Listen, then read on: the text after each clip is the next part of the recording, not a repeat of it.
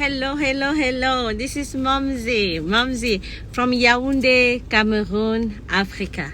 I am right now on Rond-Point Changeur. Let me show you a little bit around. Alright. For those who know Yaoundé, I am at the Rond-Point that goes, one road goes to, I think, the center of Yaoundé. The other road goes towards Nkwaba.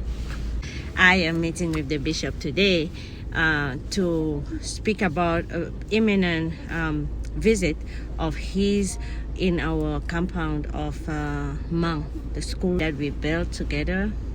And we have been building for the past 6 years. Elementary school is complete. And even in the neighboring schools that we also support, the foundation now supports 14 schools.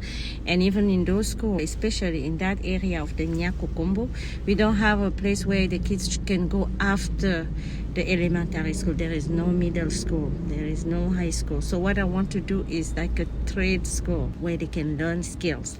A trade school, like a high school.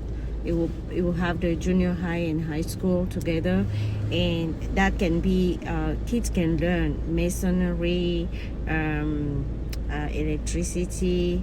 They can be carpenters. We can have cooks. We can have people who will learn how to be a tailor using sewing machines. We can have all of that. Okay, we can have all the skills in the school. Agriculture, of course, it will be the main and biggest thing because they have a big land, big forest. They have nice weather.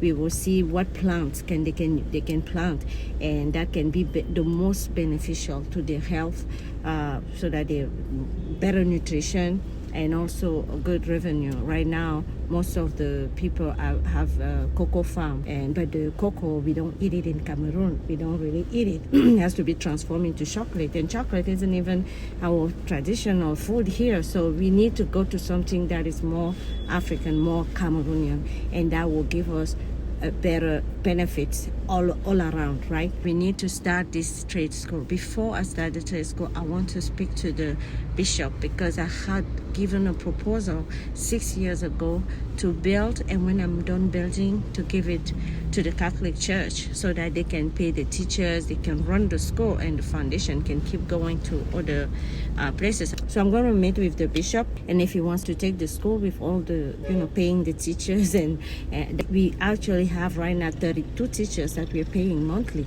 This school alone has about 5. So out of our 32, because in this school, every grade has a teacher. We have done a school in the standard almost of American school. And the other school where we're helping are public schools, mostly like government schools that have been closed or that have a hard time struggling. We pay 2 teachers in each school so that each teacher can teach about 3 grade level. And if the government send one person, like one principal, then we can put 1 teacher for 2 grade level. These schools have 2 teachers each, and that is the average. Some of the schools have only 1 teacher because we couldn't find the second to go all the way to where they are to teach. So we still have schools that have just 1 teacher. Most schools have 2. And then the one school, the star school, the one we have been building 1 classroom every year, that school has a teacher per grade. And this is the school I'm going to be discussing with the bishop today. What do you think? Should I give it to the Catholic Church, or should I just keep it in collaboration, of course, with the Catholic Church, because we're built very close to the church? And then should I just keep it for the foundation and just build the high school, the trade school, where the Mumzy's foundation will just keep running those 2 schools for a while?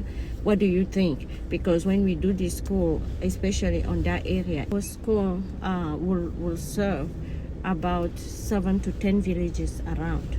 Okay, these are villages that live in extreme poverty, meaning that really the roads are inexistent or really, really bad. This is why we have a hard time sometimes bringing personnel in those schools, bringing a staff.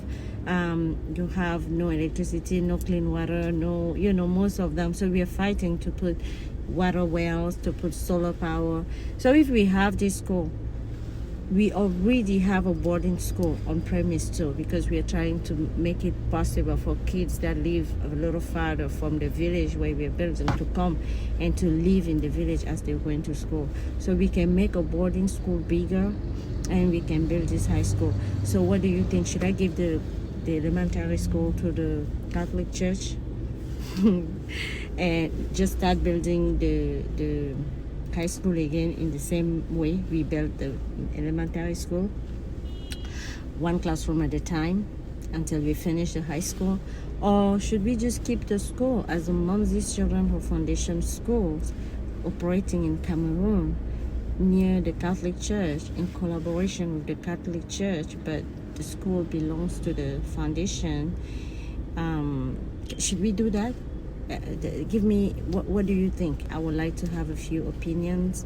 Tell me what you think. Right now, we've been building the school completely 100%, the foundation. We've been paying all the salary. All our 5 teachers have the even the principal, they're paid by the foundation. And then we have everybody in the boarding school also that have been paid by the foundation as well.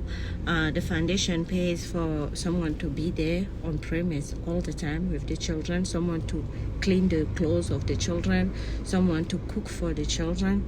I think we have 4 people that work in the boarding school.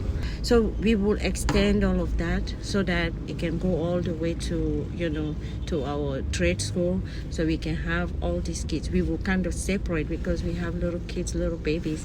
We will have that boarding school on the side, and then we will separate girls and boys, girls on one side and boys in another side. So yeah, let me know what you think. Our main mission is to make education accessible to these children who live in remote villages, extremely poor.